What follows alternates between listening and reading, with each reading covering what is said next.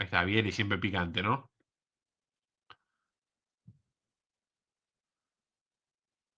Y el gol de Luigi Di Biagio. Ahí está, se me había trabado la imagen, se había congelado, ahora sí Ahí lo está, veo. bueno. Ahí está, sí, eso es Luigi Di Biagio, que pobre va a tener un cierre de mundial fatídico. Sí, eh, pero bueno, acá la alegría temporal al menos para poner el 1-0 contra Camerún en el primer tiempo. Recién arrancado el partido, iba menos de 10 minutos, si no me equivoco, para poner el 1-0. Centro de, bueno, obviamente importante. de Roberto. Sí, Roberto que hacía todo, ¿no? Era jugador fundamental para este equipo de muchas formas. Eh, Acá el Toro Vieri. uf, Bueno, acá una animalada, una bestialidad. Se va expulsado merecidamente. sí, Se agarra la cabeza diciendo, ¿cómo me echó? y es Eh, que no lo esperaba, fue sorpresiva la patadita. bueno, acá Pagliuca salvando a Italia. La bandera venezolana, ¿no? Si no me equivoco. Sí, sí, sí. Bueno, un entretiempo colorido con los italianos pintándose la cara. Arranca la segunda mitad. Bueno, nada, Baggio entre tantos. Y acá lo que decíamos, ¿no? Siempre es uno por el otro. Sí, Entra Del Piero y sale Roberto Baggio, esta vez con la 18. Entra el 10 de Italia, que en este mundial era, bueno, Pinturicchio Del Piero. Entra Del Pinto al Piero. Piero que no tuvo un gran mundial, no un mundial como se esperaba al No, menos. no, no. Y acá, bueno, el pase para el gol del Bobo Vieri con una picadita hermosa ante la salida del arquero, que creo que ya no era más Tomás Encono, si no me equivoco. Creo que ya no No, este estaba es más. ¿Cómo era? Jackson Go. Songo. Ya Tomás Encono ya no estaba más citado. Y la picadita de Vieri entre la salida del arquero camerunés, perdón. Bueno, Bobo ponía el 2-0 para Italia, ya prácticamente liquidando el partido, aunque todavía faltaba un rato. Se entendían perfecto y se conocían perfecto con Del Piero, habían sido Sí, compañeros en la Juventus. Bueno, acá Del Piero intentando una vaselina, como dicen los españoles, que está cerca de concretar. Italia ya, bueno, de cara todo el tiempo al ataque y combinación de vuelta entre Del Piero y Vieri con un poco de suerte en los rebotes y Bobo otra vez que nos falla y pone el 3-0 para Italia. Que Italia golee en un mundial, Nacho, no es tan común. no, no, no, no, no. Más allá de los títulos que tiene, no es una cosa común que Italia haga 3 goles. Lo que sí es común es que no le hagan ninguno. Así que bueno, en este caso Eso sí. se iba contento César Maldini porque nada, se iba sin recibir goles, se iba con la valla invicta. Un par de datos de color para este partido. Eh, bueno, nombrabas lo de Bobo Vieri con 3 goles en 2 partidos, ya se ponía ahí a pelear lo que sería el botín de oro de esta Copa del Mundo. Y el jugador que expulsan de Camerún, que es Raymond Kala, tuvo una prueba en Boca. Cuando probaron a Alphonse Chamy, casi queda en Boca. Bueno, y de hecho dicen que no quedó por lo violento que era. Bueno, lo acabamos de ver. Metió una patada criminal y se terminó siendo expulsado. Además, como no entendiendo, como diciendo, no, pero no fue para tanto. Bueno, nada, si había. En esa época había bar, se lo llevaba un patrullero directamente Sí, de no, no. En esta época seguramente le den 3 o 4 fechas por una patada así hoy en día. eh, pero bueno, el bueno de Cala, poniendo cara de incrédulo ante la expulsión por un patadón artero contra Luigi Di Biagio. Eso que mencionabas, Dani, Del Piero por Baggio, Baggio por Del Piero. No había forma de que coincidan los dos en cancha. Creo, inclusive, Dani, corregime acá también, no compartieron ni un minuto de cancha, nada. No, Siempre que nada. jugaron fue, Bueno, fue uno por el otro, sin importar las circunstancias, sin importar la situación, si Italia tenía que buscar o no buscar, tenía que cuidar o no. No coincidieron un minuto en cancha y una Italia que con esto quedaba, ya sabiendo que también Chile había empatado con Austria también, que quedaba a un punto de la clasificación. Empatando el último partido con Austria, ya clasificaba, y una derrota solamente lo eliminaba si Chile ganaba o si Camerún ganaba por más de 3 goles. Era la única tal forma cual. de quedar eliminado. O sea, una Italia que, digamos, la verdad, no, prácticamente está clasificada ya. Solo una combinación rarísima y una derrota lo dejaba fuera. En la época donde todavía en Argentina el Picture in Picture casi no había llegado. Recuerdo que vimos el último partido en mi casa con el televisor central de la casa mirando Italia-Austria y en uno chiquito de 14 al costado viendo a Camerún y Chile para pispear cómo iba el Por las partido dudas. del rival. Era importantísimo saber cómo iba la cosa. Esto que decías de Del Piero y de Roberto Baggio, vamos a ver un video específico específicamente explicando esta situación. Porque, claro, decía Nacho, se venía a Austria, Del Piero ya había jugado varios minutos de titular. Creo que tiene sus mejores minutos del Mundial, quizás contra Camerún, porque Sí, entra, bueno, sí, combina sí, sí. bastante bien en su primer partido. Y César Maldini dice: el titular es Del Piero, va a jugar Del Piero a partir de ahora porque está, bueno, tiene la alta física, el alta médico, bueno, va a ser el delantero titular para acompañar a Bobo.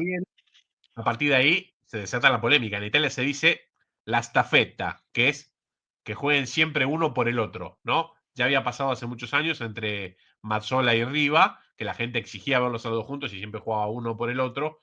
Hablamos del Mundial 70. Y en este caso era entre Del Piero y, y Roberto Baggio. Bueno, la polémica italiana se va a cortar de plano porque no van a jugar nunca juntos, ni siquiera como una alternativa o un cambio, como lo decía Nacho antes. Lo vamos a ver explicado ahora en este video. Y yo te quería decir, Nacho, que a nosotros sí nos tocó ver a dos jugadores que para mí se combinaban menos que estos dos, como Totti y Del Piero, que sí llegaron a jugar juntos. A Sí, ver, a mi modo de ver, no jugaron juntos bien nunca, pero sí jugaron juntos. claro. Eh, Me parece que estos sí eran más para jugar uno u otro, pero yo a Baggio y a Del Piero tranquilamente los hubiese puesto Sí, a combinar, porque Baggio, yo siempre lo vi a Del Piero más punta que a Roberto Baggio. sí, yo creo que en un fútbol como el de hoy, que generalmente la mayoría de equipos juegan con tres delanteros, tranquilamente podría ser una delantera del Piero Baggio Vieri. Pero bueno, habría que ver dónde sacas ese jugador. Hoy se juega mucho 4-3-3. Tal vez habría que ver cómo dices desarmado el medio en ese momento. ¿Qué laterales contabas para jugar 4-3-3? Porque los laterales en un 4-3-3 tienen que subir, no Sí, pueden ser exclusivamente defensores. O sea, para 4-3-3 meter que ese estaba cambio, en desuso, sí, absolutamente, sí, no no se se usaba. En usaba. esa época no se usaba, era muy raro.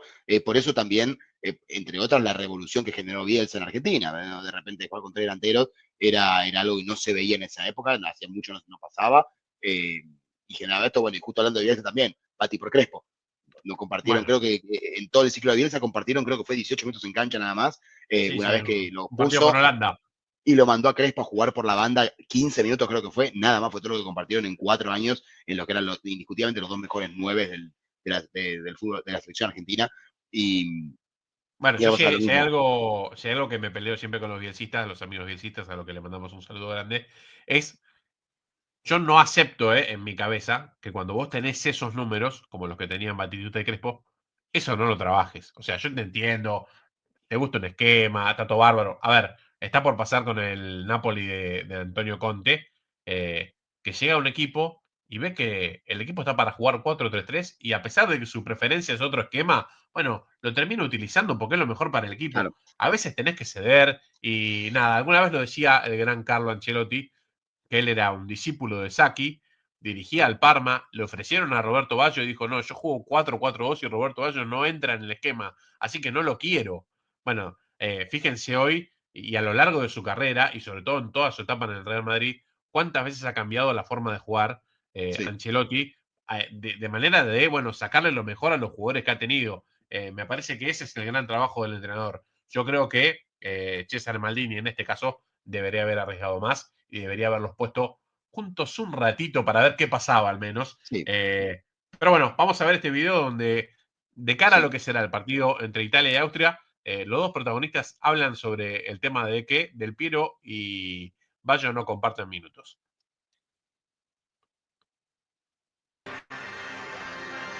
Pronte a fare il loro ingresso in campo Italia ed Austria.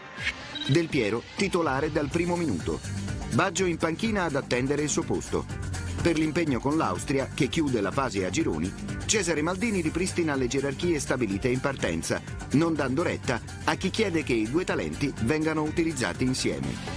Prima di partire ho fatto un patto con Roberto Baggio, da uomini, ci siamo detti certe cose, come ci si doveva comportare fino in fondo e devo dire che Baggio ha rispettato al 100% il patto che ha fatto con me. Quando sono stato convocato per questo mondiale sapevo che avrei avuto anche questa possibilità di finire in panchina, per cui non mi coglio impreparato questa situazione. Dos cosas, Nacho, de esto. Primero que lo, lo importante de que un técnico sea honesto. Que le dijo, yo te Sí, llevo, pero te llevo como suplente. Si venís, vení como suplente. Ya, para el jugador, a ver, está claro que un tipo obvio. como Bayo, a Bayo le decís eso y no se pone contento. Te va a decir, ¿sabes qué? Que decirle del Piero que haga los goles que hice yo en Copa del Mundo. Bueno, pero el tipo fue leal, lo aceptó, él con tal de estar, aceptaba la forma de estar aunque sea desde el banco. Y nada, me parece muy honesto de cara a Maldini. Y sería, a ver, ¿cuántas veces le faltó eso a tantas conducciones? De decir, bueno, que juegue, va a jugar este y vos no vas a jugar a menos que el otro Claro. no esté. Eso yo pienso, tantos jugadores que se han quedado fuera de la Copa del Mundo por no aceptar un rol secundario. Podemos hacer una lista interminable, quizás. Sí, sí, sí, hay muchos jugadores que por capricho de los entrenadores o por ego propio se han quedado fuera de convocatorias de mundiales que no hemos podido creer. Generalmente siempre antes de cada mundial hay los grandes ausentes del mundial, muchos de ellos son porque sus selecciones no clasifican y otra por decisiones insólitas o raras, al menos, o difíciles de entender desde el lado del entrenador o del mismo futbolista. Pero bueno, acá Baggio claramente sabía que iba para ser suplente, sabía que iba para hacer el recambio del pie ante cualquier cosa que pasara. Y lo tomó bien, y también importante de Cesare Maldini, como decís vos, de decírselo y de también plantearlo, como decir, eh, Roberto Baggio ha aceptado el pacto, lo está cumpliendo, en ningún momento me planteo algo diferente, lo respeto, como también dando a entender públicamente a todo el mundo, no solamente a Roberto Baggio ni en su plantel, sino también a posibles futuras convocatorias. Eh, Acá yo prefiero esto, prefiero un tipo que viene de frente y que va a aceptar esto y se juega como yo quiero, antes de acá hace cualquier cosa, de que te diga una cosa y se hace otra. También sentar las bases, ¿no? De lo que uno quiere para la selección y para los propios jugadores que tiene dentro de su plantel. Totalmente. Y una cosa que quería marcar antes y me había olvidado, lo noté acá, es algo llamativo que hoy es una absoluta rareza. Este fue el último mundial donde Italia no tenía la marca deportiva en la camiseta. ¿Sí? A Italia lo patrocinaba una marca deportiva, la marca de la pipa en este mundial. ¿Sí? Estaban toda la ropa de entrenamiento, en las camperas, en los buzos, pero no estaba en la camiseta y no estaba ninguna marca deportiva a lo largo de la historia de Italia en la previa de lo que fue el Mundial 2002. A partir de ahí, bueno, es donde empezamos a ver las marcas ya claramente vistas en la malla azurra, era algo que estaba prohibido. Por eso, bueno, cuando Italia firmaba un contrato, esto se ponía y se preestablecía. Vamos a ver que el uniforme italiano tiene los moldes de Nike de aquel momento, muy parecidos al de Brasil, muy parecidos a otros tantos de aquella Copa del Mundo, a los de Holanda, pero no está la pipa por ningún lado. Así que, nada, no es que la compararon en la salada, con todo respeto a los muchachos de la salada, sino que era por decisión de la Federación Italiana y Nike así lo aceptaba en aquellos jóvenes años 90. Así es. Tanta presentación hemos hecho y vamos a hablar ahora, vamos a ver en realidad ahora a Italia-Austria. Decía Nacho, Italia con el empate estaba tranquilo, perdiendo tenía que perder de manera catastrófica y que pase algo en la otra cancha para no clasificar. Bueno, con todo Sí, eso a sabiendas, se viene este partido, Nachito. sí, yo creo que el mayor riesgo no era no clasificar, porque era, como dijiste vos, casi imposible, sino que el mayor riesgo era quedar segundo y enfrentarte con Brasil en el octavo de final. Tal cual. Recordemos que Brasil en ese mundial había ganado los dos primeros partidos, tenía 6 puntos, y después tenía Noruega 2, Marruecos y Escocia 1, con lo cual ya faltando una fecha, vos sabías que Brasil era el puntero del grupo A. Con lo cual el segundo grupo B iba a enfrentar a Brasil, y yo creo que, está bien, si bien todos quieren clasificar, nadie quiere clasificar segundo. Que tal vez es lo que le pasó a Chile, que tenía perdido con Brasil, pero Italia sabía que tal vez si perdía y Chile ganaba, muy probablemente igual clasificara, pero que le iba a tocar un Brasil en octavos, y si pasabas, ibas por el lado donde estaban Holanda, Argentina e Inglaterra. No digo que el otro cuadro era más fácil, pero definitivamente nadie Sí, quiere para enfrentar mí a Brasil sí. en octavos de final. Sí, para mí Era sí, más fácil, era. sí, porque una Alemania medio caída, una Croacia que termina siendo sorpresa, y una Francia que termina ganando más por localía que y que iba siendo de menor a mayor, que en ese momento no era una gran amenaza a Francia. Sí, tal vez tenés razón, era más fácil el cuadro de abajo. Ningún cuadro era fácil, pero salir segundo implicaba Brasil, Holanda, Inglaterra y Argentina en el mismo cuadro. No, terrible. No, no, no, una masacre. Así que, nada, veremos cómo le fue a Italia en este partido contra Austria de 23 de junio de 1998. Saint-Denis y Italia y Austria enfrentándose en la última fecha del grupo B. Bueno, como siempre, tiro libre en este caso de Del Piero y anticipo cabezazo en el área chica de Bobo Vieri ante Michael Consell, aquel arquero de la Roma, Bueno, ahí vemos el festejo de Cesare Maldini. Una Italia que en este partido ya, bueno, tuvo algunos cambios como para refrescar un poco de piernas. En un momento cambió los dos delanteros y ya acá no estaban ni Del Piero ni Vieri en la cancha y estaban Inzaghi y Y Roberto Baggio. Baggio, que es el que mete el gol. Bueno, hay una gran broma en el fútbol italiano que es con este gol, dicen que es la única asistencia de Inzaghi en toda su carrera, porque nunca le da la pelota a nadie. Bueno, el gol de Polster para Austria, la bronca de Pagliuca. Como todos los equipos italianos tienen un carácter interesante. Nos pasó con Senga, con Pagliuca, nos pasó con Buffon, pasa ahora con Donnarumma. Todos son bastante calentones, por decirlo de alguna manera. Acá Pagliuca enojado. Ya igual, iban 47 minutos, habían agregado 2 minutos, con lo cual era lo último que pasó en el partido eso. Después eso terminó. Pero vimos también el festejo del primer gol bastante efusivo por Cesare Maldini, porque Chile estaba ganando. Chile está ganando 1-0, Claro. con lo cual llegaba a 5 puntos. Italia estaba empatando, con lo cual, si Austria hacía un gol en ese momento, Italia quedaba segundo. O si Chile metía 2 goles más, terminaba segundo. Con lo cual, un gol festejado para asegurarse el primer puesto. Luego, bueno, Camerún le empataría a Chile. Creo que fue 10 minutos después del gol de Italia. Y Chile, a sabiendas de que Austria perdía y que con el empate ellos pasaban, creo que fue dominando el partido para decir, bueno, antes que buscar el segundo y tal vez perderlo y quedar afuera, guardemos el empate, cuidémoslo, que con esto estamos pasando, y para Camerún sí la única opción era ganar, porque la diferencia de gol que tenía luego el 0-3 con Italia era durísima. E Italia, bueno, finalmente, como dijiste vos, con el pase de Inzaghi y el gol de Baggio, termina llevándose los 3 puntos, 7 puntos para ellos, y a enfrentar al segundo del grupo de Brasil, con, si querés un dato, los 4 delanteros participaron en los goles, asistencia y gol, creo que el sueño de cualquier entrenador, ¿no? Ganar y que Sí. todos tus delanteros que participaron en el partido hayan participado en los goles del equipo. Tal cual. Del otro lado, del lado del grupo de Brasil, una rareza. Y es que Brasil perdió el tercer partido contra Noruega y Noruega se clasificó y se metió en los octavos de final. Noruega lo había vencido en la serie de amistosos en la previa a la Copa del Mundo. Por supuesto, todos dijimos, nah, Brasil aflojó, entonces era un amistoso, no pasa nada. Bueno, terminó volviéndole a ganar en este partido. Está claro que Brasil estaba clasificado. Vamos a marcarlo eso Sí. porque es un dato importante. Pero siempre me acuerdo cuando Marruecos le gana a Escocia, Sí. llega a los 4 puntos, ya está, entramos, porque Brasil es imposible que no haya por lo menos empatado.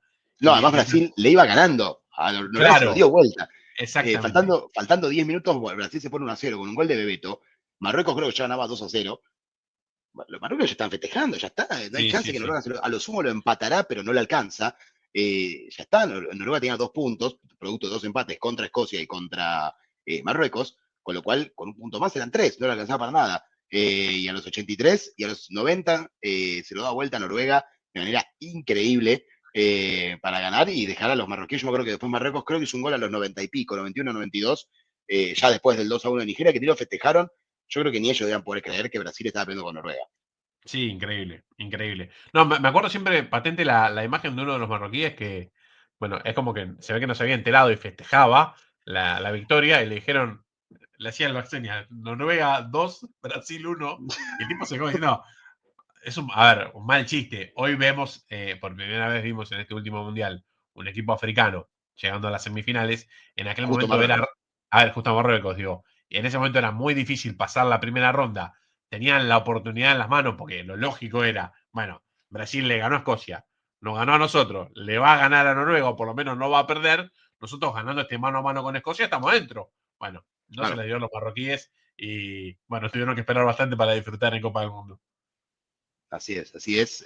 La verdad que rarísimo, rarísimo lo que pasó y fue la primera vez en la historia que Noruega pasó octavos de final en la Copa del Mundo, con lo cual para Italia era un buen escenario, ¿no? Era un escenario ideal, clasificaste a octavos del lado tal vez un poco más accesible de la llave, ni jugás contra un equipo que nunca jugó octavos de final, al que ya enfrentaste el Mundial pasado y ya le ganaste, o sea, ya conocés a esta generación de jugadores noruegos.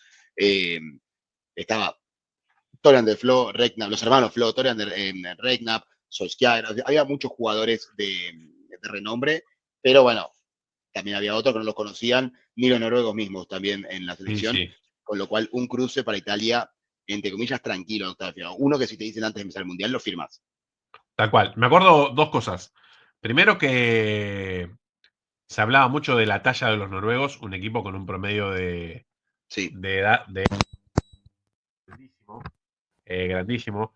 Y después que la polémica en Italia era que sobre Tore André Flo, que medía casi 2 metros, iba Cannavaro, que medía 1,73. Y le dicen a Maldini, poco menos de que estaba loco, ¿no? Bueno, así, la conversación la hacían en ese tono. Eh, y de hecho le preguntaba mucho a los jugadores, a los compañeros, y bueno, Paluca salió a bancar a su defensor y dijo, nada, Cannavaro puede medir unos 70 y pico, pero es el que más alto salta. Y bueno, después su carrera ha demostrado el timing que tenía para ir arriba a Wow, Cannavaro, pero, espectacular. pero bueno, en la previa si te dicen, mira, este mide 2 metros, lo va a marcar uno que mide unos 70, te empezás a agarrar Ah, un poco la complicado. cabeza.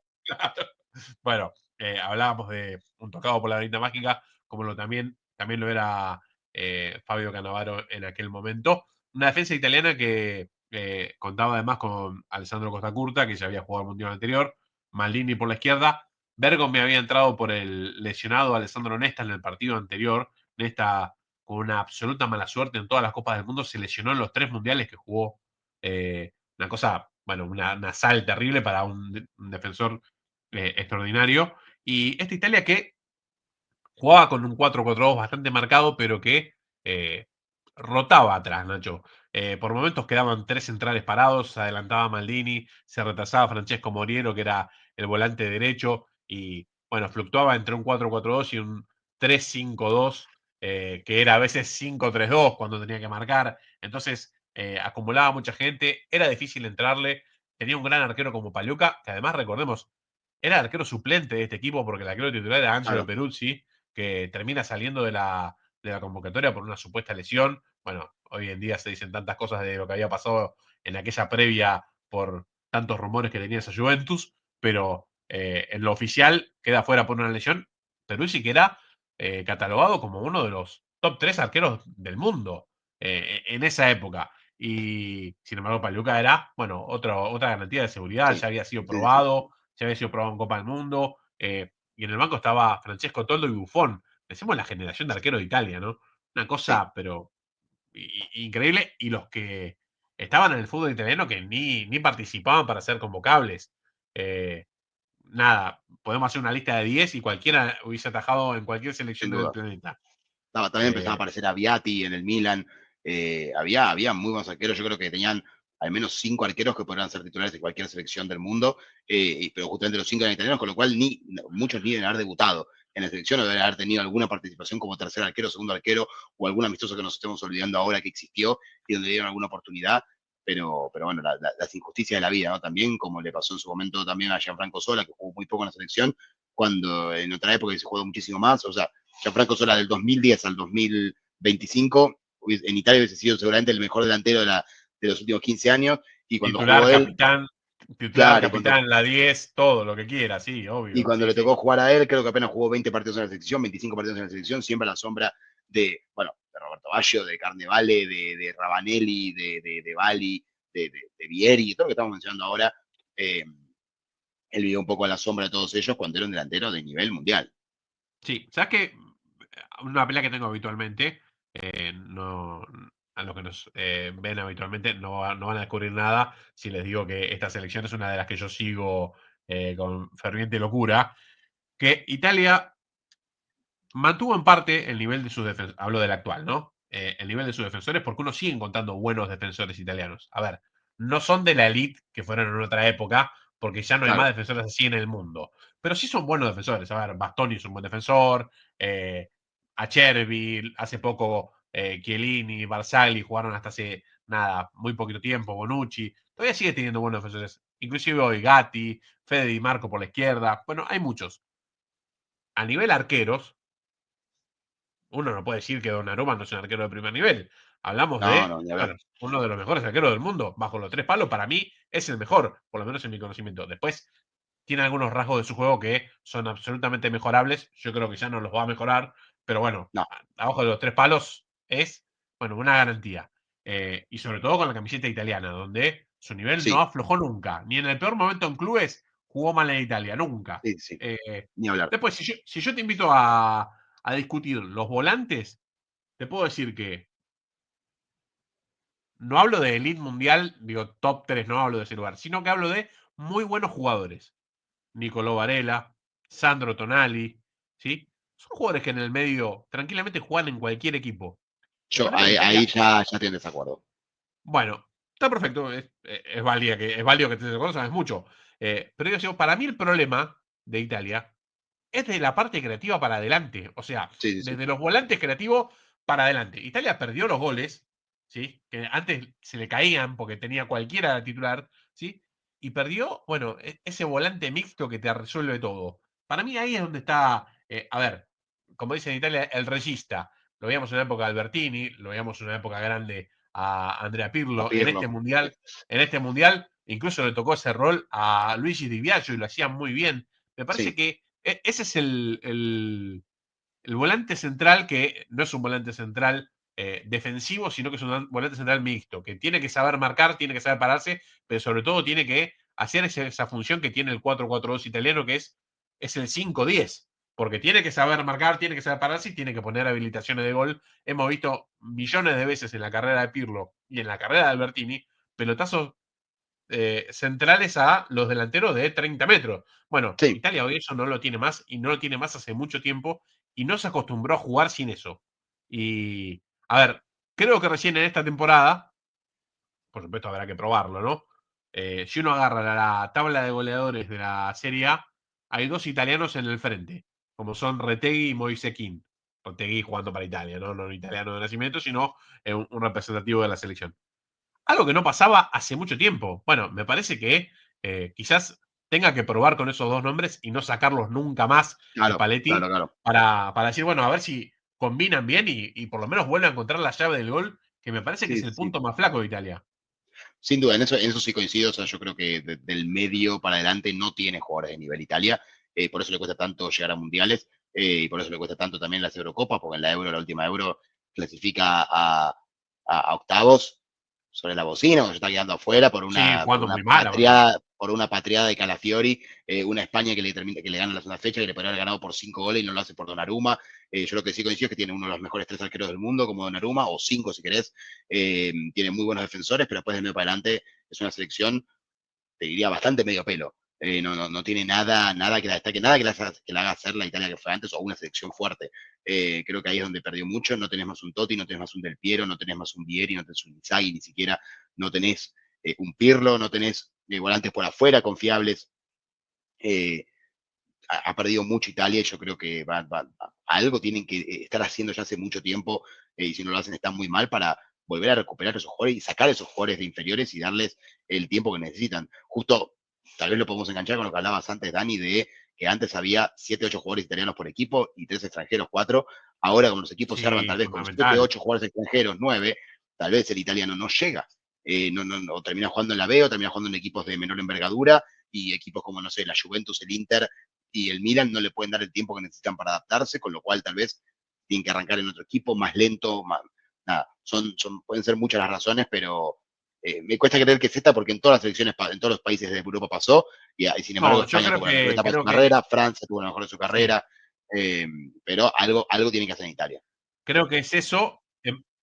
A ver, en parte es eso que decís, fundamentalmente, y eh, yo pienso que el punto más bajo de la selección italiana es casi hace 20 años, con el famoso Calciopoli, y a partir de ahí es la decadencia del fútbol italiano en general, y me parece que todavía está pagando las consecuencias de aquello de, bueno, que la selección se deje de nutrir tanto de los jugadores del Milan y de la Juventus, aquellos tantos años de supremacía del Inter, donde tenía muchísimos extranjeros, no había casi ningún italiano en los 11 titulares. Me parece que, bueno, esa termina siendo la base del conflicto inicial.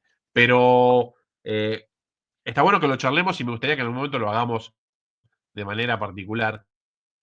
Me parece que, a ver, mirándolo de afuera, lo dice uno como periodista, que no tenemos el conocimiento que tiene un entrenador y sobre todo el entrenador de una selección.